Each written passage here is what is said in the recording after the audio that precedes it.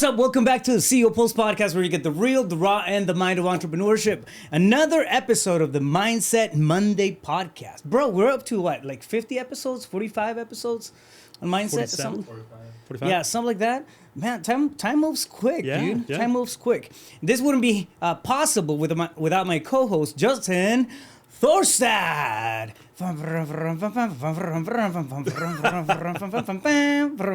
I like it. Thank you for I should have that. done like a trumpet because I just got back from like New Orleans. NOLA, yeah. And I don't know. I'll save it for the next one. But yeah, man, always a blast, bro. I always look forward to the Mondays. Because of this, I think again, listening to something good or self-reflective, right? I think really shapes the rest of the week, right? And Totally. it's got to be one of those things that we're constantly on top of. It's consistency, really, when it comes to the mind shifts that we often talk about, right? One of the biggest things is as coaches, we see it all the time. Why do people go get coaching? Why do people start listening to podcasts? Why do people start spending time on personal growth, right? It's to change their personal reality. Absolutely, yeah. I mean, That's it's what like it comes down to. if you, I think people don't need to understand that your reality is just that. It's yours. Yeah. Like nobody shares in that but Right. you, because of your biased perspectives and mindset and self-image and all those kinds of things. And it's like, if you don't go to work on becoming more aware of, first of all, where you're great, right? It's not all about like fixing me because I'm broken or bad. Right. But what's so great about me that produces results that I like, and I'm going to keep that. And we're talking about predominantly like, what are the things that hold me back? Where do I self-sabotage? Where am I just asleep to myself and my own dysfunctions, if you will? And anybody who says they have it all figured out, I mean, they're just full of crap. Well, you clearly know that they don't. And they're proud of that they don't know. They're trying to sell something. Because, the more that I study, the more I learn about me, and the more I interact with other people and learn about them, the more I realize I don't know anything. Well, I think the bigger the space becomes, and the more that we feel that we learn and therefore adjust, right? We're in a constant state of adjustment. Yeah, and to that growth. The only place you're going to arrive with that is death. Yeah. You know what I mean? Like you're not going to transcend this beingness. Yeah. So.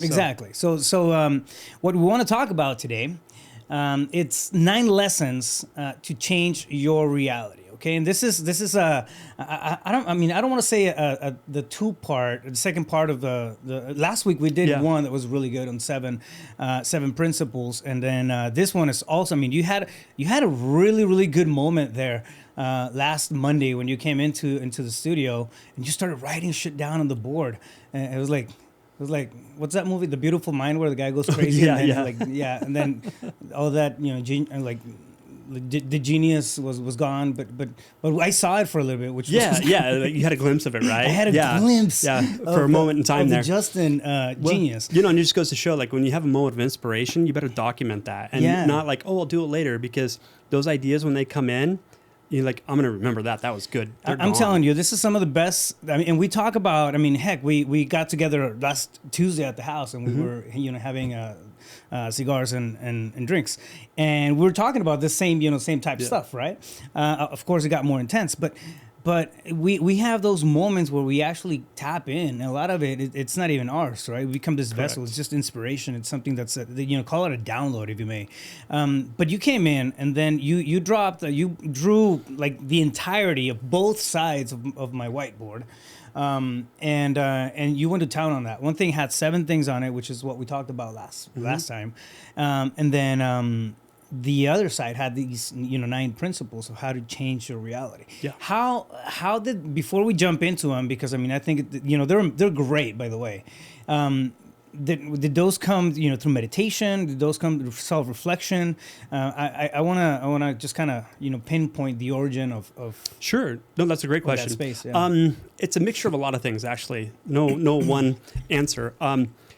I just my morning practice sets me up energetically to just receive downloads, tap in, whatever you want to call that, label it. And so a lot of stuff comes through that. But then also, in the rare amount of time that I spend on social media, like I could see something scrolling, and I'm just find myself mindlessly scrolling for a few minutes, and then something will just hit me in the face. Yeah. And it's in alignment with what I was downloading earlier, and it just connects beautifully. So sometimes I'll get hits of like inspiration to add to or elevate what's already coming through. And, I like to use my phone, take some notes, because if not, you're going to forget that shit. Yeah. And it was just, I guess what's been on my mind is like, okay, I've gone through a tremendous amount of transformation, and like, if you're not able to document that in such a way that somebody could follow that path and have the same transformation, like, what good is it? Yeah. Like Michael Jordan, GOAT. Yeah. But how many people has Jordan coached to be like him? Yeah. That's sad. What a waste. Yeah. So I just wanted to document some things to make it duplicatable.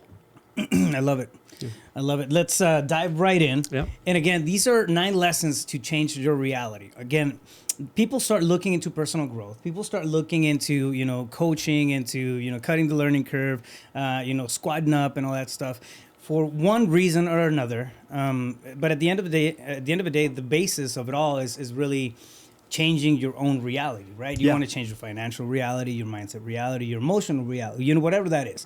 If you were very happy and in a state where you didn't require change, you wouldn't be looking outside of, of yourself or that space that you're in, right? So first off, let's put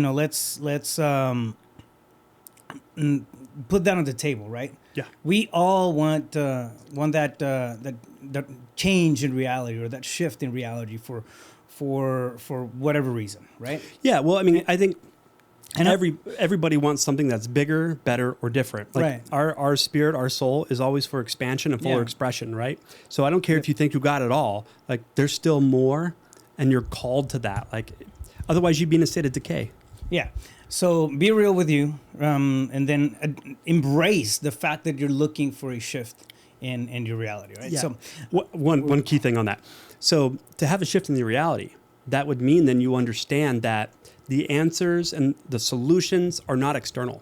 It actually comes from within me. Yep. So as I am within, so I'll experience without. Yeah. All right. So lesson number 1, right? What you hate is teaching you how to love. Yeah. That is deep. It's very deep. Yeah. And if you think about it, like, Yeah. hate's a strong word. You know what I mean? It's a very strong word. And if you think I tell my kids that, like, I don't like the word hate, and it's almost, I don't know, I try to ban it from my vocabulary. Sometimes, No, that's a good practice. creeps up, right? Yeah, well, if it creeps up, then that's an indicator of the energy you're feeling Absolutely. about that thing. It's a red flag for triggers. Yeah. 100%. So that's smart. So, I mean, think about it. Like, when you say a word, those words have a vibration. They have a meaning to it. Like, when you say the word hate, and you have that kind of relationship to the word versus love, what's your relationship to that? Yeah. So what you hate is teaching you how to love. It's like, I think the other thing too is people must understand that love is not a feeling. Love is not something in a relationship.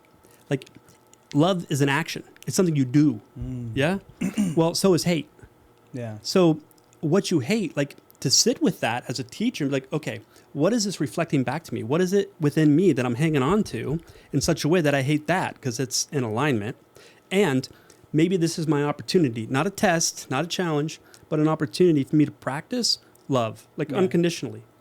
How can I be in a state of love, how I think, how I feel, how I behave, and reframe this disdain? And that can be, oftentimes, it can be, a lot, I guess, easier to say than actually put into practice, right? But it really pushes the envelope on the capacity for love. I feel, right? I mean, there's going to be a lot of things that we're going to, quote unquote, hate about the reality around us, right? I mean, I don't know, if you're in a state of poverty, if you're, financial distress, I don't know, you name it. There's so many things, right? Illness, right? So I think the emotion that comes up and the ability to hate something, it's almost... one thing that I've been contemplating lately is when we stay stagnant and we start drowning, boom, boom, boom, boom, boom, right? Yeah. It's almost like the gravitation, like hate has gravity to it. Sure. Like it pulls you. If you stay stagnant in something and you don't remember the gratitude, you don't remember the beautiful things about life, the beautiful things about whatever your surroundings are. Right, and then you just acknowledge that you hate something, you don't like it. That thing will start to grow bigger. But I think even worse is gonna start pulling you in that direction, right? Because we have that unconscious, force that's just happening. When we pump the brakes on that, and we take a moment to see where that hate is coming from, I feel like we take choice back. Totally. So, I mean, what you just explained was like, energy flows where attention goes. Yeah. And wherever you invest your energy, that must grow, expand, and multiply, right? Yeah. And in this case with hate, that's why the saying goes, what you resist persists, because you're feeding it so much energy. You're keeping it alive. You are the power source. And the thing about that first principle of, what you hate teaches you how to love, how to be love, is like, think of your honey, your primary relationship. Like, do you see them do something like, oh, God, it drives me nuts when they do that. I hate that. It's like, why do you hate that? Why? Because you've likely had an experience, if you're paying attention to you, where you did that and you didn't like yourself for it. And now they're doing it and you don't like it. Like, everyone's just a mirror. And so the key is, how can I be loving in this situation? Because don't I want that when I go asleep unconscious and I make mistakes? No. Right? Or do I want to be hated? Yeah. So you got to give out what you want to receive. Whatever you hate, pump the brakes on it. Do some self-reflection, and then ask yourself, where is that emotion coming from, right? And can I shift it? Is there something that I can find within that thing or that space or that situation that I can go from hate to love, right? Yeah. Not even love, maybe even just acceptance, right? Totally. Which takes me to principle number 2, or lesson number 2. What you judge is teaching you acceptance. Yeah. I mean, what happens when we hate something? We're automatically judging something, right? 100%, which means we have a preference. Yeah. And we're labeling it something. Exactly. And so, judging a thing, like, I guess people operate from the thing of like, well, it should always go the way I think it should. Yeah. And that's weird. Yeah. Like, nothing always goes the way you think it should. And so if it doesn't go the way you want it, why do you got to judge that as bad or wrong? Because if anything, if it doesn't go the way we wanted, isn't there an opportunity there for us to learn something new and grow and evolve? Do you know what I mean? Like acceptance is, I'm not saying like you got to like it, but acceptance is in not resistant. Yeah. You know what I mean? Can I just drop this energy and accept it for what it is? Like, so what? Now what? How can I move forward? Because if you're in resistance, like, you're not going to see the new perspective. You're not going to take in the new information. I think the preamble to acceptance is surrender. Yeah. Right. And just to clarify for people, surrender doesn't mean like the white flag, I give up. No. It means surrender my preference and accept what is. Yeah. Become unbiased to whatever is happening, and again, that sometimes it can be tough. Ego gets in the way, all kinds of stuff, right? Yeah. But if you have the ability to kind of set yourself aside, even for a second, right, and just kind of surrender to the situation, to what's happening, and consider it is what it is, right? Yeah. I mean, a lot of times that simple phrase right there has helped me not to judge something as good or bad. I mean, it just is. Yeah. It's not good, it's not good, and it's so not bad, it is what it is. Exactly. Right? And so it's a form of surrender that leads to accepting, whatever's going on. Now, we can talk about this topic all day long in regards to the negative judgment, right? Yeah. But what about its opposite in the positive, right? Yeah. Like, something good happens and then the ego kicks in and is like, oh, you're amazing, you did great, look at this. It's like, wait a minute, Right. that's still a judgment that it's good, that it's right. Yeah. You know what I mean? It's just the other side of bad and wrong. Yeah. So why have the labels on it? Can you just accept it for what it is? And when you have that level of surrender and acceptance, like, that's when you're objective with the situation. Yeah. And if you're objective, that's a higher vantage point, and you get to learn so much new information to grow. And then you can actually do something about it, right? Yeah.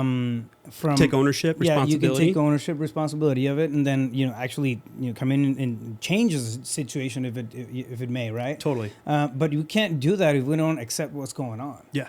I mean, it's if the roof is falling on top of you and you're just standing there and you see it falling, yet you can't accept it, you're gonna get squashed, homie. Yeah.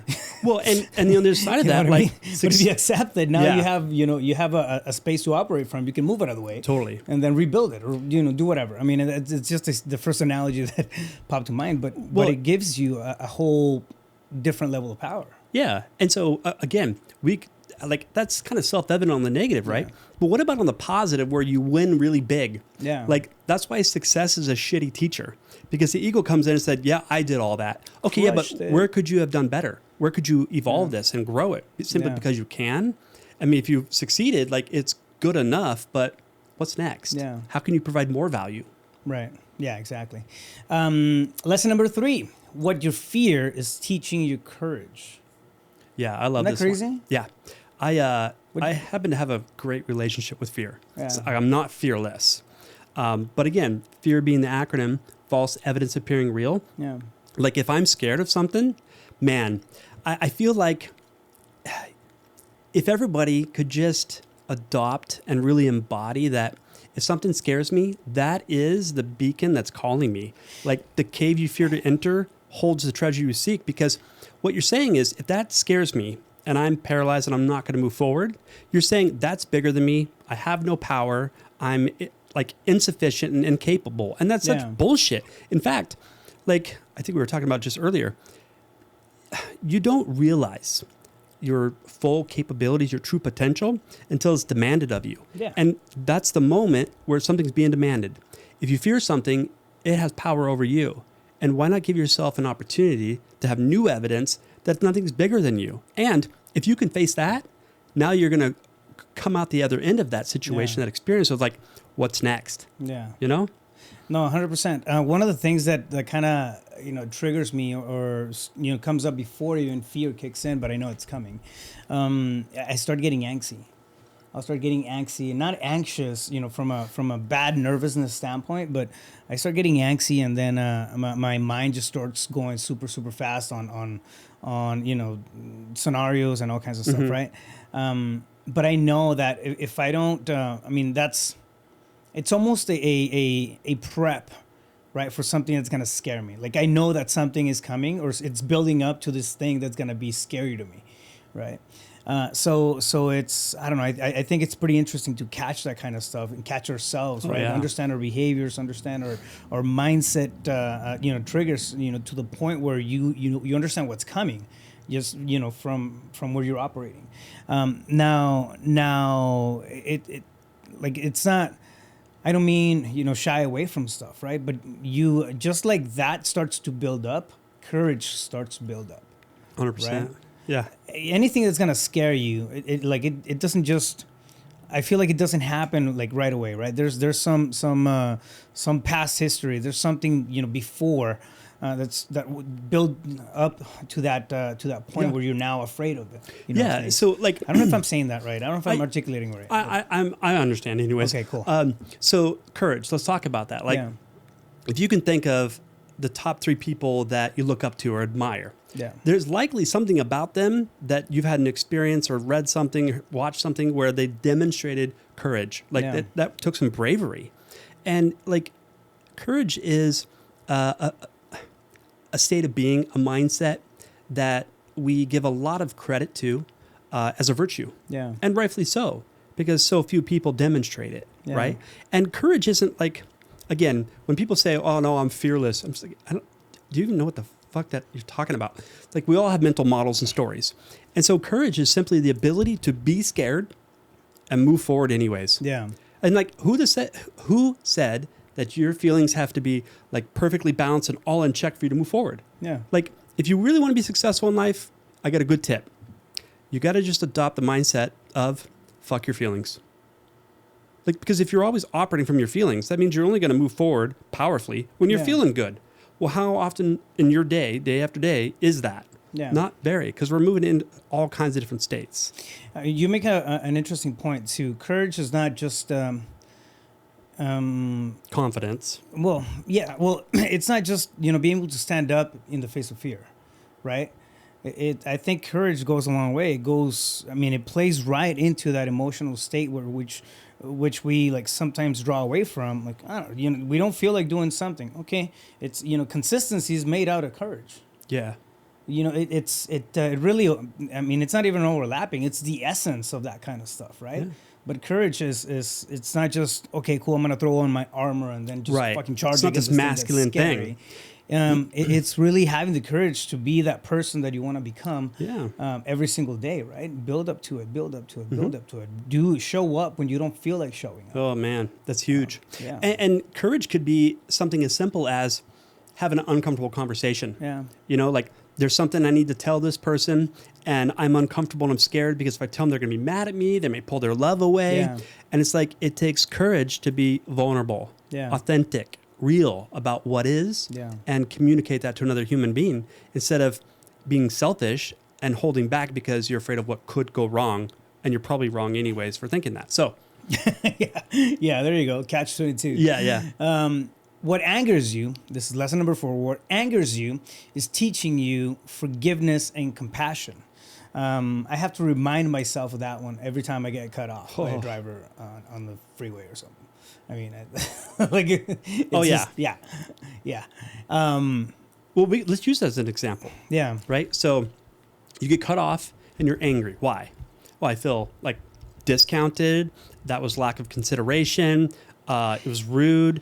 Like I think it's that second one for me. Lack of consideration triggers. Yeah, me too. It's one of the. I mean, I can understand when somebody doesn't register. Like for example, if we're in a social setting and somebody can't register, they have. I mean, there's people who are just socially challenged. Right? Yes. Yeah. Like they just it happens. It's a real thing. I mean, it's people won't have that or won't that awareness to their surroundings. I mean, I've talked to a lot of people like that. They just and that like okay, it's not really like that's not a trigger because I understand where that's coming from. But when somebody understands what they're doing, and the lack of consideration is there, it's I mean that fires me up. It's crazy. Yeah. Well, when there's a conscious lack of reciprocity. Yeah. Yeah. But the car situation, like, man, I drive fast. I'm always in a hurry because I got shit to do, and I enjoy it. But drivers like that are going super slow in the HOV lane, even if I'm not supposed to be in there, like I just, and so because you're always driving by yourself. Yeah, but you got to think about it. Like, what if that person that's speeding and cut you off and they're weaving in and out of traffic and they're being reckless and you're like, get angry because like they're putting you at jeopardy and everybody else, right? What if that person just found out that their mom is in the hospital and going to die in like an hour? Yeah, you just never know. What if there's someone in the car that's about ready to give birth? Like you don't know anything, and here you are making up a story. So the key is, if you want understanding from others, forgiveness, compassion, how are you demonstrating that? And every time you get angry, like that's your opportunity to practice. Maybe there's information about the situation that I don't know. Yeah. And so instead of getting angry, how can I practice some compassion, understanding, be with this person? Now, if I'm in that state, not in the anger state, but I'm compassionate and I'm practicing forgiveness. And by the way, forgiveness is not like wiping the slate and forgetting. Yeah. Forgiveness is I'm going to let go of the negative energy that I'm holding on because of the situation.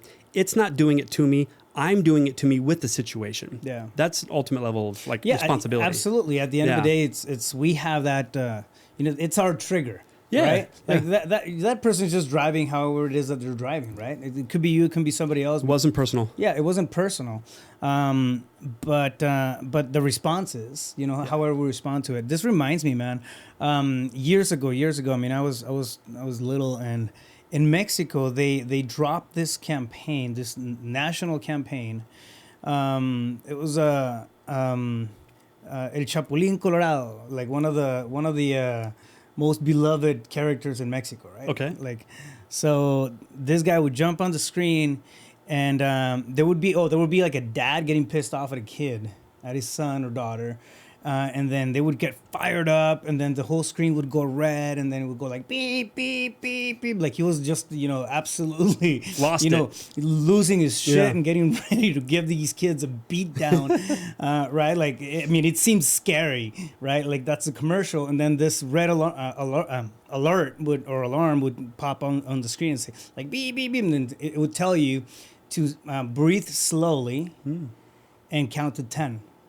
Right. Brilliant. Take deep breaths and count to 10, slowly, right? And then you would see the guy do it. I mean, he was about to kill his Yeah. kid for, I don't know, fucking up or something. And then he would just like diffuse the entire situation. But a lot of times that's really what it is. We have, I mean, I still catch myself Yeah. breathing, slowly and counting to 10 when I get like super pissed off. Good, man. So If you can catch it, yeah, right? no, absolutely. And that's the thing. I mean, I get triggered, but I know how to, at this point, I'm mature enough that I realize I can mitigate that stuff, right? Yeah, totally. I mean, I get triggered, but I don't get, go off the rails too often. The key is to have the awareness that I'm elevating Yeah. and to catch myself before I'm gone. Because when you lose it, what you're saying is you're not there. Yeah. You're not. Yeah, exactly. And so, that's why they call them triggers. yeah, catching it is key. Or the person you're with, like when the damage is done, the way to repair is like, listen, I lost it. And so next time, maybe you have a safe word. Maybe they can do something, grab your knee or whatever, so that you can become aware that, oh shit, I'm losing myself. Yeah. And let me bring myself back. Because it's no one's responsibility to recalibrate you. That's an Right. inside job. However, support with the awareness is just that. It's super supportive. Yeah. Lesson number 5. What annoys you is teaching you patience. You're pretty annoying sometimes, man. You're a great teacher. Thank you. You're welcome. You're welcome. Yeah, I get super annoyed at like incompetence and things of that nature. Like that's a big one for me, man. Because we have all our shit figured out. Oh right? yeah, just ask me, I'll tell you. Not so much. But yeah, I mean, how many times a day do you get annoyed? And it could be the smallest little thing, right? And it's like, okay, I had expectations. How can I just patiently like be with this situation, this person, whatever it is, and maybe offer some, feedback, some perspective, instead of just being annoyed. Like, think about it. How do you feel when you're annoyed? Yeah. Not good. Well, I mean, that it's leading up to anger. It's really what's going on. for sure. Right? Be annoyed for long enough, you're going to be pissed off. Yeah. Eventually. Yep. Like, yep. patience runs out. Yep. If you're resistant to it, pretty soon you're going to be resentful. Yeah. And then you'll take out revenge. Yeah. And for most people, on themselves. Yeah. Number 6. Lesson number 6. Who abandons you is teaching you sovereignty. Yep. I love that word too. Yeah.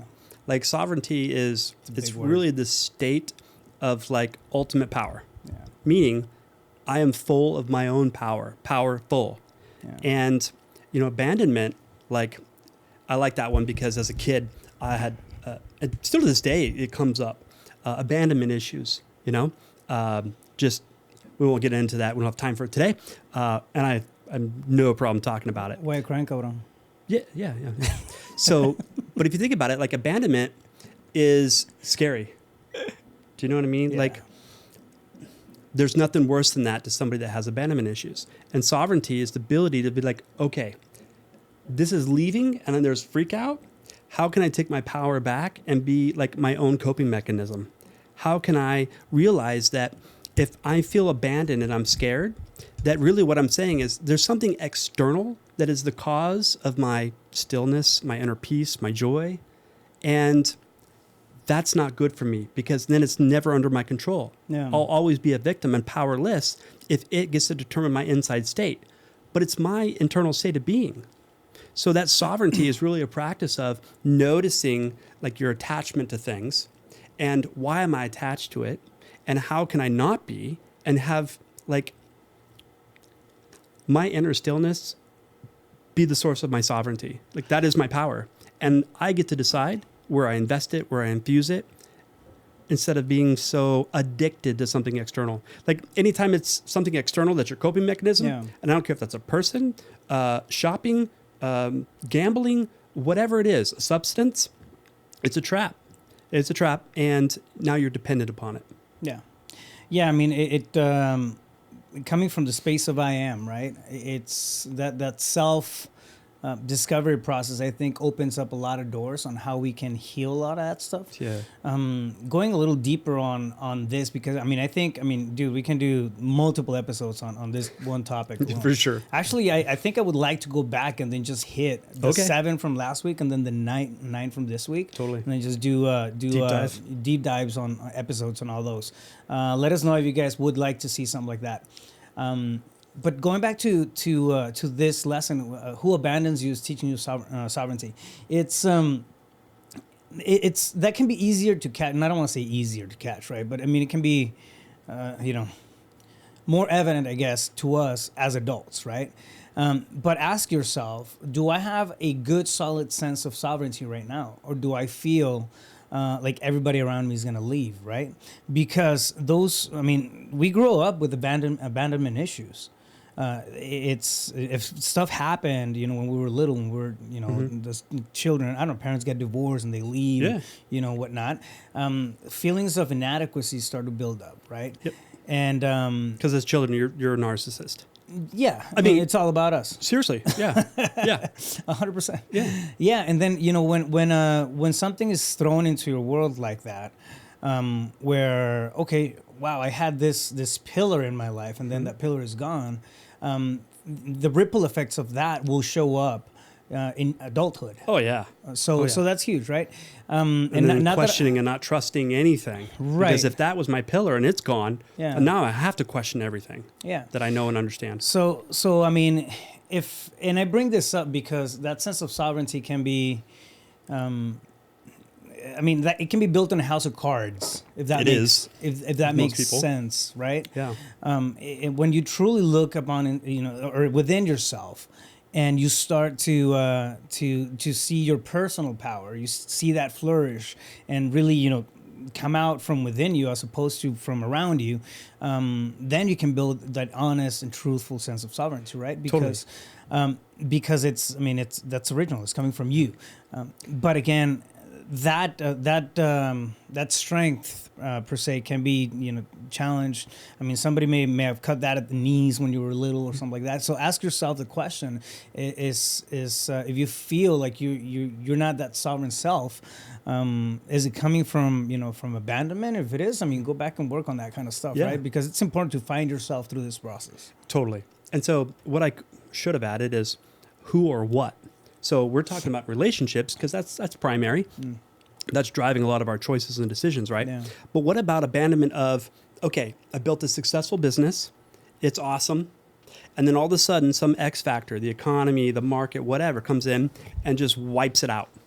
That's in a form of abandonment. Yeah. Now, how you doing inside, right? Or did you, again, identify with my results are who I am, and because my results now I'm worthy or deserving, and it's all taken away. So that means I'm not.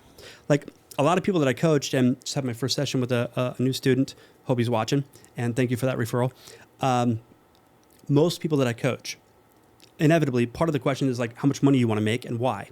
And they want to have X amount of dollars in savings. Why? Well, because then I can relax. Wait a minute. So you're saying that money in a bank account, like numbers on a paper, is your sense of peace? What happens if you lose it? It's wiped out. Yeah. Like now you're not at peace? Besides, who created putting the money in the account? We won't go down that rabbit hole. But my point is to realize that it all begins and ends with you. Nothing outside. Take your power back. 100%. Lesson number 7. What triggers you is teaching you how to take your power back, which is essentially one of the things that we're talking about. Yeah. We got into triggers with that and taking your power back. So, those are similar. However, and we get fired up about shit all the time. You know what I mean? All day long. Every time we get fired up about that and we're outside of our emotional control, our EQ, it's like we're handing over the reins of our life to somebody else, a situation or something else. That's so it's. I want to share some content for this context. Yeah. So I had a session with another lady today. Oh my God, it was so beautiful. So she's had a very toxic relationship with her dad. like never got approval. He was always critical of her, could never get a, congratulations. Yeah. And she's a very successful woman, very intelligent too, not just scholastically, but like intuitive. And so I've been coaching with her. She has another coach on something else. And she went to visit him for a week. And they're older, not elderly, but I mean, maybe he is. Anyways, she's like, Justin, that was the most beautiful experience of my life. I'm like, share, what happened? She said, I, for the first time, instead of blaming my dad for everything and thinking he's the source of all my problems, like I realized that I have some toxic traits that I brought to that relationship that have contributed to what it is. Yeah. And she's like, I had the ability to sit with him. And when he said some comments that were just off the wall and ignorant, instead of me fighting him, I was like, fascinating. I mean, I don't agree with it, but I can be with you still. Yeah. And she apologized for, her hand and all of that. That woman, when she got on the call, I just knew something was different about her because like she was brighter, she was lighter, she was smiling more. And when I first met that lady on Zoom coaching, no smile, just like nothing. And it's like, that's what and it doesn't matter how hard you seem, against the world. If you seem tough and hard, and like you can still be trapped in a victim mentality. Oh, well, chances are you are because you're putting on armor to not get hurt again. Absolutely. So the context of it though was like, if you think about it, getting triggered, like a gun, pull the trigger, it goes off, right? So it's like, you got to realize to take your power back means I'm the one holding the ammunition. Yeah. That's toxic of me. And so what am I fighting to be right about or fighting to be right that I was a victim? And like, I'm waiting to get triggered so I can discharge it. That's not demonstrating your power. That's just discharging stored resentment, hurt, and anger that you've been hanging on to. But why? Like, why hang on to that toxic energy? Yeah. And so taking your power back is to realize it's you that's the one that's doing it. Doesn't matter what's happened. What are you going to do now? Yeah. Yeah. I love it. Lesson number 8. What you can't control is teaching you how to let go. Yeah. Why so attached? Ooh. So real briefly, what you can't control. I mean, I think let's emphasize that. Yeah, it's a shorter list of what you can control. Yeah. It's not, we're not talking about letting go of stuff because you're not taking action. Yeah, no, yeah, Totally no. This different is an thing. excuse to be a lazy shit. Yeah. It's simply to realize, to have the awareness that the only thing that I can control are my thoughts, because I'm not my mind. It's something I have. I can direct it. It might take me practice. I can control my emotional state if I'm aware of it and I catch it, right? I can control the type of goals that I set. I can control the kind of people that I associate with. It's a very small circle of what I can control. Everything else is our circle of influence. Yep. We can have an influence on it, but we don't control it. And so to realize that if something's bothering me, if I'm scared, whatever it is, if I can't control it, what am I so fighting for and hanging on to? Instead of, man, it's a lot more peaceful to just let that go because it's not in my control and I can be responsible still. So it's not like, well, I'm not in control, so who cares what happens? That's not what I'm saying. I feel like there's this entire culture about being obsessive on the shit that we can't control. Oh, yeah. Right? Yeah. It almost become, I mean, that's where you see ego battles really just, from within, right? Why do you think we had such a consumption society? It's like, because, hey, if you buy this product, you're going to feel better. Yeah. I mean, really, and we're not okay because there's so much out of our control that we think we can control when really it's just manipulating. Yeah. No, 100%. But I think it comes back to that state of surrender, right? There's something that you have absolutely no control over. And you can't move the needle one way or another. Think about somebody made the analogy to me long ago of kind of shaping my own ball of wax, and we're talking business at that point, but I think that reference goes around. I mean, it applies to everything, right? Sure. We can create our own. We have our own ball of wax. We can shape it any way we want to. Why would we spend energy, headaches? Good, emotion, good relationships, burdens, financial burdens, and put all this weight on something that we can't move the needle on, right? I used to be a lot like that. There's benefits from doing that. I would see, yeah, but not. I'm assuming there's not gonna be a good list. No. I didn't say they were positive. I said benefit. I get something from it. Yeah. But what's exactly. it costing me? So a result, right? But it's. I mean, I used to get into this space where I really just wanted to break through walls with my forehead, man, and it wasn't even my fucking wall to break. Yeah. You know what I mean? Yeah, I do. Something that was outside of my control. It wasn't, even in the pic. And I would spend, days and energy and get exhausted on stuff that, at the end of the day, I was, if I step back and I look at it, I was having a ton of ego battles with myself. Yeah, you probably didn't even really have a dog in the fight. But you spent a tremendous amount of attention, time, energy, maybe even money for a fight that you have no business being in. Yeah. It's a waste. I mean, ask yourself, are you in any battles like that, right? And this goes out for the audience out there.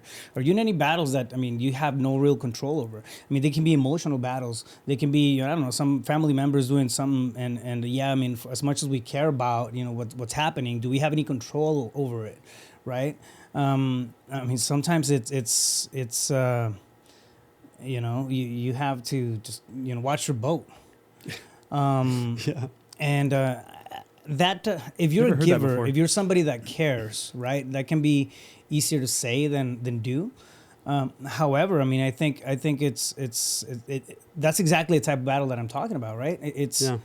Sometimes we just we can't control that kind of stuff, right? Yeah, we have to let I don't know, be mindful, that some stuff, for the sake of our well-being, right? Those closest to us. Yeah, it's better to. So I just want to touch on, you said like maybe you're supporting someone through something, right?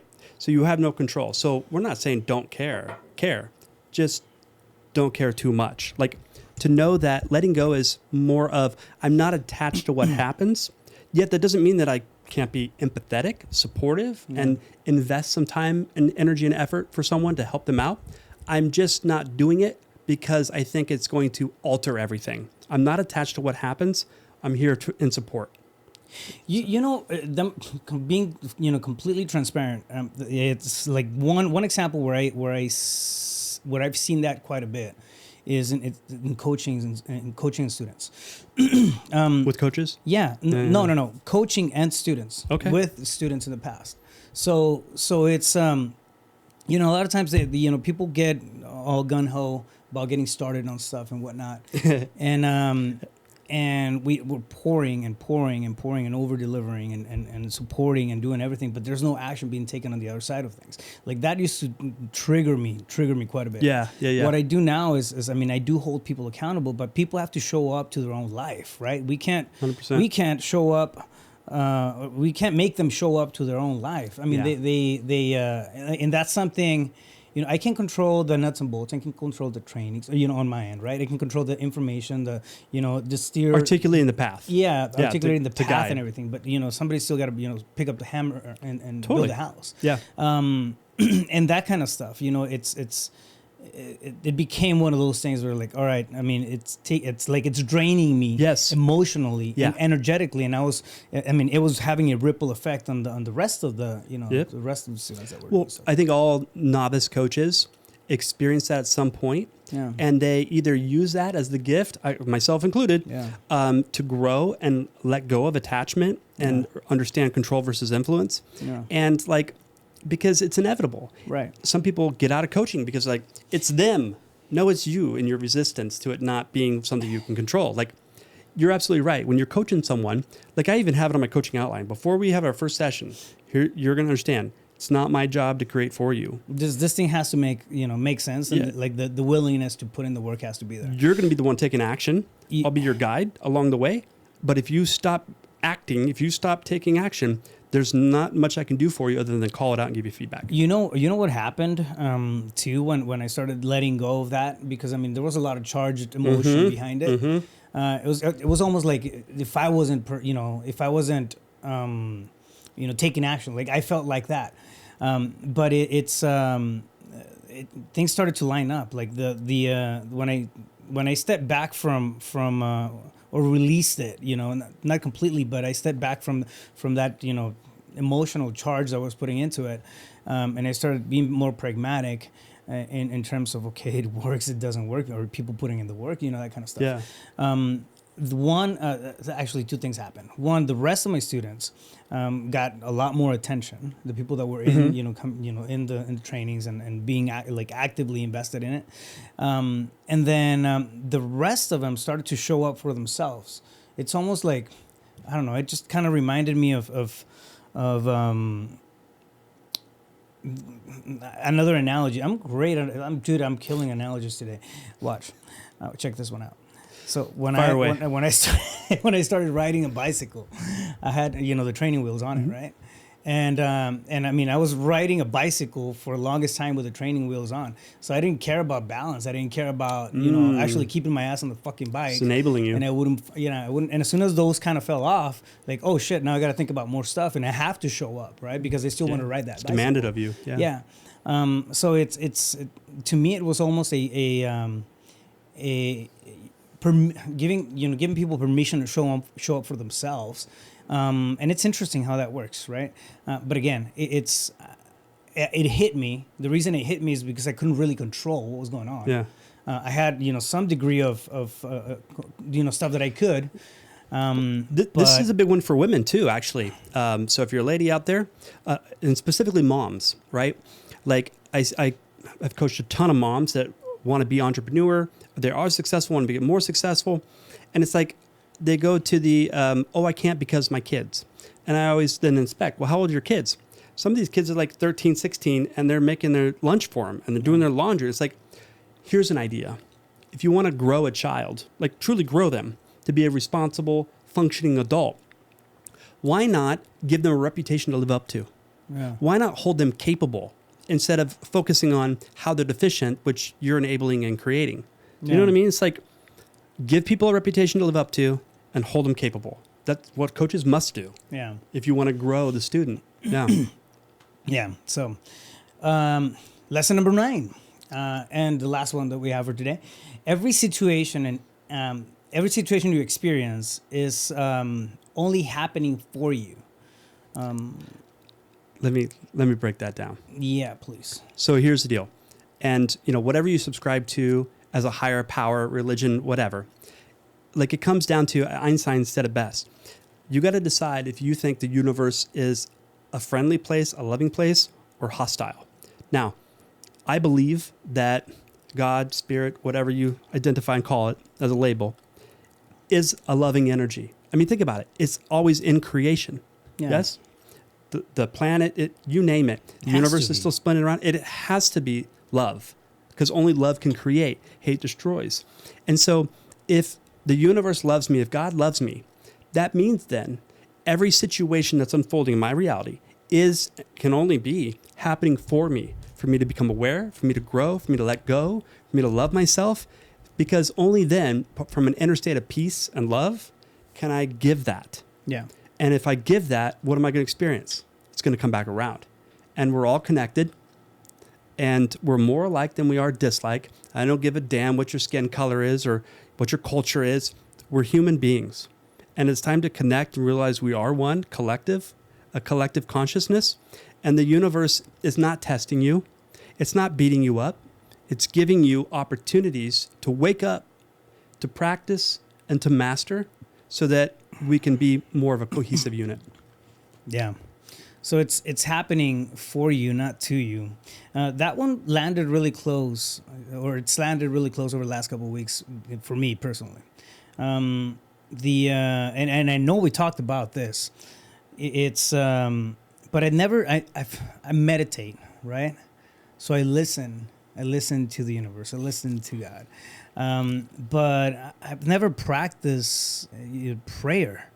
I've learned, the typical you go to church and you have this thing, it's already pre-written, and then you pray, right? But I think at this point, I think that true prayer comes from a whole different space, right? Totally. You're actually having this conversation. So you're talking to that higher, higher well, I always say, spirit, which, God, the universe, whatever you guys call it out there. And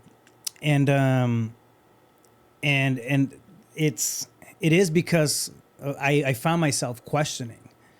Like I found myself questioning, okay, there's a lot of, pieces moving. I still feel like I'm missing something, right? And I couldn't, put the pieces together. And this message kept coming back. The message of prayer kept coming back. And I mean, it's interesting, but I would see it on social media. I would come in and then, I don't know. Just trying to get your attention. Yeah, but in a very, very, kind of like punching me in the throat kind of, dude, Sometimes it's got to be loud. This is 1,000% true. All right. I have my phone and I think I was looking at something. I don't know. I think I was checking one of my landing pages or something like that. Some work related stuff. And I opened up the browser on my phone. And the first thing that pops up, it's Amazon on a book that teaches people how to pray. All right. And this is after I've been listening or I've been seeing the message of prayer, like all over, it's the writings all over the wall, right? Yeah. For the last, couple of weeks. And I mean, I've seen it before, but I don't like, it hadn't really, registered. It was like, okay, cool. I mean, it's already in in the cart. It's like, that's how. It's done for you. It's like, bro, buy this, Hey, stupid, wake up. Yeah, yo. This is, you know what I mean? Yeah. But it's situations and experiences that are happening for us, right? And I think it goes to that second portion of it was in the evolution of our consciousness. I mean that goes to every aspect. I mean, you're talking emotional, you're talking financial, you're talking Everywhere. spiritual. Hey, listen, I believe that us human beings, physiologically, we're done evolving, man. Yeah. The next frontier, the next evolution is in consciousness, awareness. Not with these guns, bro. I evolve every day at the gym. Congratulations. And they haven't That's the named stupidest thing I've ever done in the podcast. Gio's like, oh, I just can't right now. Did that just happen? Thanks for the comic relief. So, yeah, I mean, look, going along with what you said, some people are so victim that something happens in their reality and they're like, woe is me, victim. And then lo and behold, guess what? It comes back around, slaps them a little harder. And then now they're even more victim. And it gets just worse and worse and worse and bigger and bigger. Yeah. It's like, it's trying to get your attention. Wake up. Like, stop. Put the shovel down from digging the hole. Get objective. Stop at the pity party. Like, seek counsel, whatever you got to do. Yeah. But it's going to continue to get worse until it's so bad that you surrender. Sometimes a simple reset, man, is what's needed. Well, I mean, daily meditation. Take a few video games minutes. have a pause button in them for a reason. Yeah. Because why? You got to go to the bathroom. You got to go eat. You got to go do chores or something. I don't know. But it's a pause button to reset the game, go do something else. Take a break. Take a break and come back to it, right? Yep. Just like your problems. Take a break. Take a step back. Get objective. Reapproach from a different vantage point. Yeah. Yeah. Beautiful, man. I think it's 9 really, really solid lessons on how to change your reality, right? Got to change the personality. It kind of sounds like nuts and bolts, type of conversation, but all this is really introspective work. It's really what it is. It's looking, inside of you and taking an honest inventory of what's going on. Yeah. Well, and it has a real life application. Yeah. Like it is pragmatic to the sense of like you can take action with that. Yeah. I feel also that a lot of times we put a lot of or miss the writing on the wall. We miss the science. Sure. Right. And then when you open yourself up a little bit, I mean, you start to see patterns all over the place. I mean, the number 11, to me, right? It's always there. It's always. My son was born 11/11/11. That's so cool. It's but I've seen it for years before then. But it's.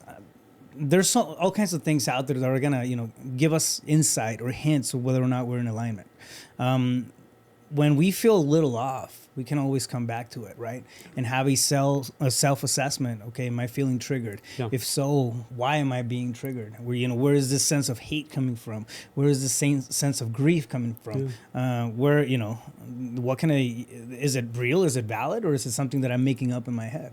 Right? Yeah. So we can have an opportunity to check in, take ownership and responsibility, recalibrate. Whatever is going on within me, it's me. Yeah. And so how can I clean myself up, take a break, and come back and approach this from an elevated state of awareness, self-awareness, versus pointing the finger and making it everybody else's fault. Yeah. Victim. The good results or bad results are your fault. Good results are your fault. Like, it really comes down to that. Well, and you have the ability to respond. Yeah. And it's responsibility. Justin, if somebody wants to get a hold of you, where's the best place to do it? Yeah, justinthorstad.com, Facebook, Instagram, and YouTube. Like, subscribe, share. And my phone number, 602-348-8534. Beautiful. Great talk, man. Great conversation. I love it. I love this one in particular. These last two have been, I think, amongst the top 5 smart conversations that we've had. So with that being said, family, do us a favor. If you like the show that we're putting together for you guys on a regular basis, go ahead and subscribe to it. If you haven't done so, look us up on YouTube, subscribe to the channel, make sure you share it, send it to somebody who think might benefit from listening to this. And remember, this is a collective effort. If you guys have questions, drop a comment, let us know. We'll come in and then we'll expand on that kind of stuff, right? But this is a two-way street. So that's what I always say. With that being said, loved this conversation again. Cool. We'll catch you in the next one. Stay focused. You got this.